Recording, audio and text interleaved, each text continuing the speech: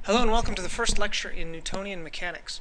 And Newtonian mechanics is all about describing why things move the way that they do or why they stay at rest. And before we can do that, we have to be able to describe motion very precisely. So first we need to develop the specific vocabulary and the specific mathematics that go along with describing motion. So today we're going to talk about position, displacement, and velocity. So first off is position. And position is simply the relative location, or let's say the location of an object relative to the origin. And so when we talk about the origin, we're talking about the place where the xy axes meet. And so when we have a problem, we define the origin. In this problem, or in this diagram right here, our origin is defined right there with the letter O. And so we want the location relative to the origin. We don't just want the distance the object is from the origin. We want the location relative to the origin. So there is a distance, and that's represented by the length of this arrow that I've drawn. But the position relative to that origin is also, this object, this cyclist, is to the right of the origin. So they are some distance to the right of the origin. So position isn't just how far away from the origin, it's also the direction. And quantities that have both a magnitude and a direction in order to describe them are called vector quantities. So the position of an object is a vector quantity. We have a second position here in our demonstration, and that would be this blue arrow. We see that we're farther away from the origin, but we're still to the right. All right, so again, vector quantities, like position, have both a magnitude and a direction. And one way of representing them is with an arrow. The length of the arrow is the distance, and obviously the place the arrow points to is the direction. All right, so when we're talking about motion in one dimension, which we are right here, we're just talking about motion on the x-axis, horizontal motion. We're going to abbreviate our position with the variable x. And we see that we have the abbreviation here, x sub I, for our first position, and we have x sub f for our second position. That could be initial position and final position, what the I and the f stand for here. All right, so that's how we're defining the positions. Now we can define them another way. This initial position, let's say it's 3 meters to the right of the origin. So we can say 3 meters. And how do we say to the right? Well, we're to the right of the origin on the x-axis. To the right of the origin is positive, so we will say plus 3 meters. So that's the other way of talking about that position vector, plus 3. And this other position vector, let's say it's 7 meters to the right of the origin, so we could say plus 7. And the pluses here simply give us a direction. If we were to the left of the origin, we would be in the minus part of the x-axis, so we would use minus to give us the direction. All right, so there's position. Next up is displacement. And displacement is simply defined as the change in position. I'm going to put a little abbreviation that we use here, delta x. In math, the delta means change, so this is the change in position. Because if we're going to talk about movement, we're going to talk about changes to that position. So we have a delta x already defined here, and specifically the change in position here is where we are from where we started. So if this cyclist started here and ended up here, then this green arrow is the vector that represents the displacement. So like position, displacement is also a vector. All right, and so we have the length of that vector giving us the magnitude of the displacement, and we have the direction the arrow points giving us the direction. So we have an equation here for displacement. Displacement is final position minus initial position. We have to be very careful with our signs, because this isn't simply just normal addition. This is actually something called vector addition or vector subtraction. So we need to be super careful. So let's use the numbers that we've already talked about here and use this equation. Our displacement is going to be the final position, which was plus 7, minus the initial position, which was plus 3. So the math works the same here. Plus 7 minus 3 is going to give us a plus 4. And again, I'm going to write that plus very specifically to give me the direction. So my displacement, this cyclist is 4 meters to the right of where they were at x sub I. All right? Now, one last thing here with position and displacement is the location of the origin is completely arbitrary. It doesn't matter.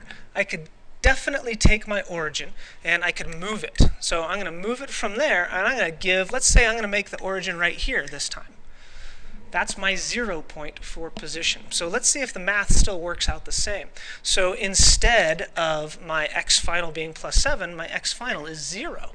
And then that makes my x initial here not plus 3, but negative 4. So our displacement now is still going to be final position, which was 0, minus the initial position, which is negative 4.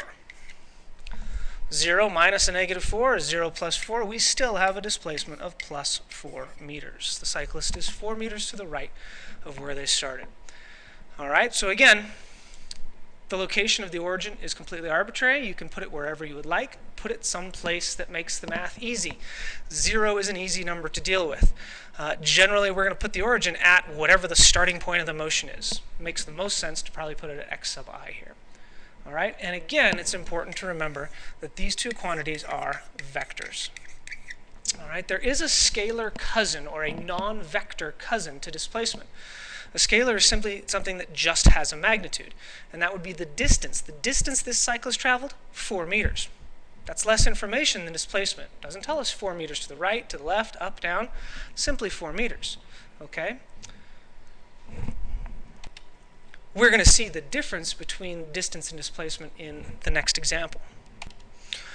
So in this example, we have the position of an object at 3 different time instances. So we have time 0, time 2, and time 0, time 1, and time 2. Let's call this object a ball because it looks like a ball, but it could be a cyclist, it could be a rock, it could be a building. So we are going to look at 3 different displacements here. So first, let's call delta x1, and that's going to be from, let's say, time 0 to time 1. So displacement, again, is final position minus initial position. So we're at plus 20 feet, and we are going to subtract our position initially, which was 0. So our initial displacement is plus 20 feet. Always have to have a unit there. Number without a unit in physics is absolutely meaningless. Next up, we're going to talk about delta x from t1 to t2, this second part of the motion. So the final position, which is plus 5, minus the initial position, which was plus 20 in this case.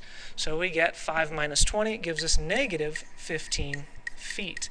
What does the negative displacement mean? Again, it just means the direction. The object was moving to the left from time 1 to time 2. And finally, delta x from time 0 all the way to time 2. What was the total displacement of this object for all of these 2 parts of motion? Well, again, we take the final position, which was plus 5, minus the initial position, which was 0, and that's going to give us a plus 5. The total displacement of this object was plus 5 feet. So again, we can talk about these vector quantities in terms of numbers, or we can simply draw an arrow. Where did we start? Here. Where did we end up? Here. And that was 5 feet, the total displacement. Okay? Now let's draw the contrast here with the distance traveled. The distance traveled is the length of the path that the object took.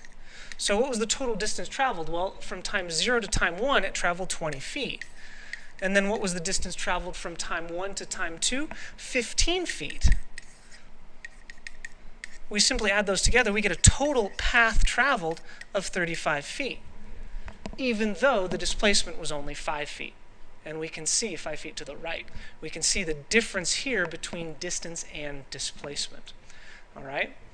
So when we're talking about these vector quantities for motion in one dimension, we're talking about motion to the left or to the right. We're using x's for our position. If we're talking about up and down motion, we use y for the position, and positive would be up, negative would be down or below the origin. Okay? So those sign conventions are going to hold. Plus is to the right, minus is to the left.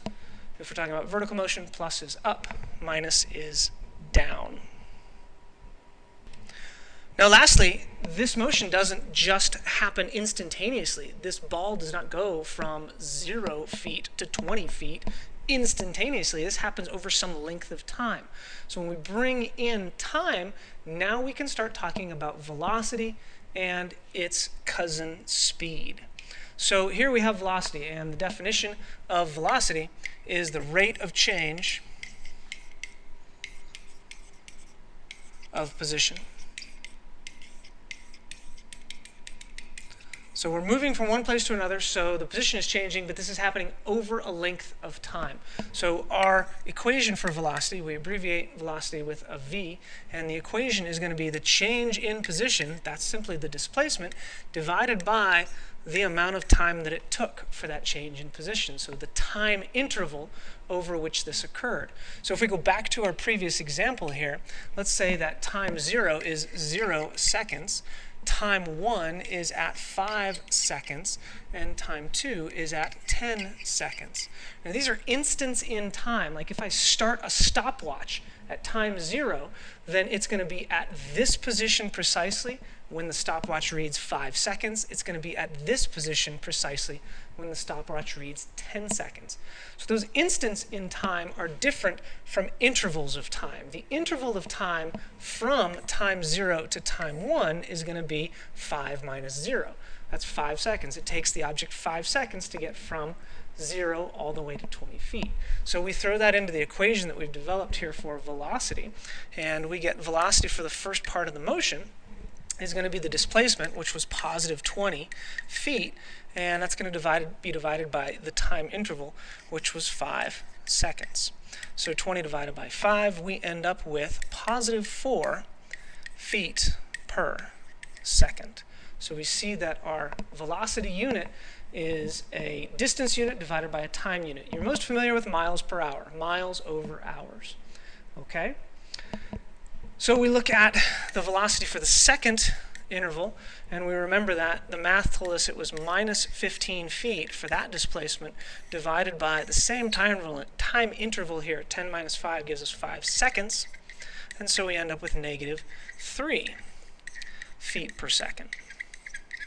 So what we can say here is that the object was moving faster over the first time interval from time 0 to time 1. It was moving slower over the second time interval from time 1 to time 2. And what we're doing here is we're not comparing velocities, we're comparing speeds.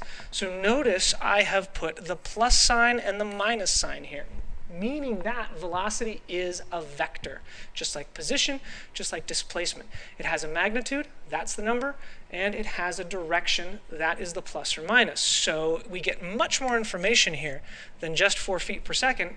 The object was going 4 feet per second to the right for the first interval. It was going 3 feet per second to the left for the second time interval. All right? And for the entire interval then, we can do the last piece of math and say that for the total time interval, it's the displacement, which we did the calculation was plus 5 divided by the time that it took. It took 10 seconds total. So now we're looking at a speed of 0.5 feet per second. And this would be plus, 0.5 feet per second, because overall, on average, it was traveling to the right. Even though it wasn't traveling to the right for the whole time, on average, it was traveling to the right. So what that brings us to is actually, this is not the velocity, it is the average velocity. And we denote that with a little bar over the v. So all of these are realistically average velocities. And that's because when I go back and I look, I don't really know what the object was doing between time 0 and time 1. All I know is that at 0 seconds, it's at 0 feet at the origin.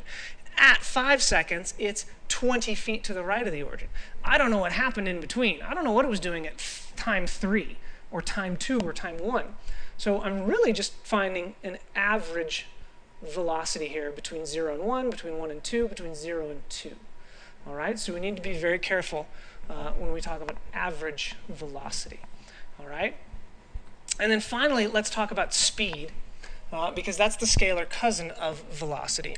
And it's very easy to fall into the trap to say that speed is just the magnitude of the velocity, right? So for v1, we say that the speed was 4 feet per second. For v2, we say that the speed was 3 feet per second. All right, but we need to be very careful because the actual average speed for this entire interval was not 0.5 feet per second, because you can never get a negative speed. So we have to be careful. This is actually distance traveled divided by the time interval. So when we look at the entire distance traveled here, remember we said going back that it was 20 plus 15, 35 feet. So we had 35 total feet, the length of the path traveled divided by the time that it took. It took 10 total seconds. So we're looking at now 3.5 for the average speed. And if we look at our two time intervals, it totally makes sense. The average between 4 and 3 is 3.5, and the only reason we can average those straight away is because they were the same amount of time. All right? So be very careful about the difference between average speed and average velocity. Okay? Speed is a scalar. You see there's no plus or minus there. Velocity is a vector. We have to give the direction as well as the magnitude. All right? One final way that we can represent the motion of an object without pictures or diagrams is through a graph. So here we have a graph of position versus time. Position is graphed on the vertical axis. Time is graphed on the horizontal axis. Another way of talking about this is the function x, the position, as a function of time. All right, so we're going to graph what the position of this object is as a function of time. So we know that at time 0, it's at the origin. And we know that at 5 seconds, the object is 20 feet to the right of the origin at plus 20. And then we know at 10 seconds, it is 5 feet to the right of the origin, which is that point right there. And so we can easily just connect the dots here. And we have kind of a picture of the motion of this object. But we need to be very careful. This is not actually the diagram of the motion of this object. It didn't go up and to the right and then down and to the right. The object was simply moving in one dimension. So I can say that for the first interval here, the object was moving to the right, but the second interval, the object was moving to the left. First thing to notice here is that first line has a positive slope, and positive meant right motion to the right. The second thing to notice here is that this section has a negative slope, and we remember the average velocity for that second segment was negative, meaning to the left. So I'm thinking here that slope has some connection with velocity. And let's remember from algebra that slope is simply the rise divided by the run. So the rise here is this vertical part on the graph. And what is that? Well, let's see here. That's 20 minus 0. The rise is delta x. And when I look at the run right here is this part on the graph. And the run, well, that's 5 minus 0 seconds. That's delta t. And remember that slope is rise over run.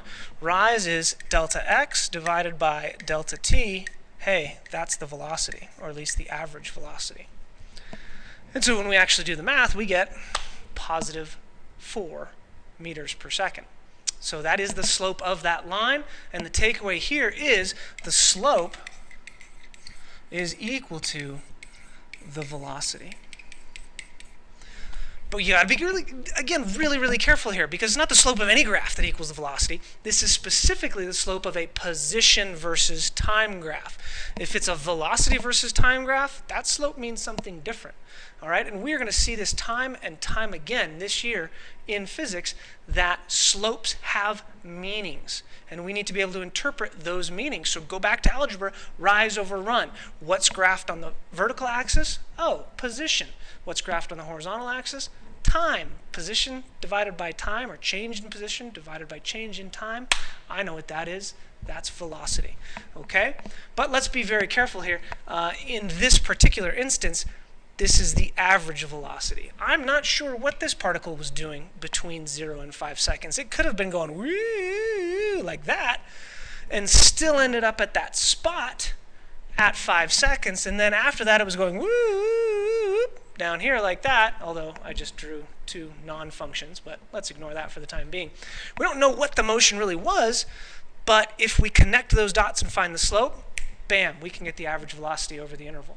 And then finally, remember that we found the average velocity from 0 to 10 seconds over the whole interval. So let's connect those dots. Those two, bing, we find the slope of that line It's 0.5. Remember, the average velocity for the entire time interval was 0.5 feet per second. Positive. Positive slope, positive velocity, moving to the right. Okay? So there we have it.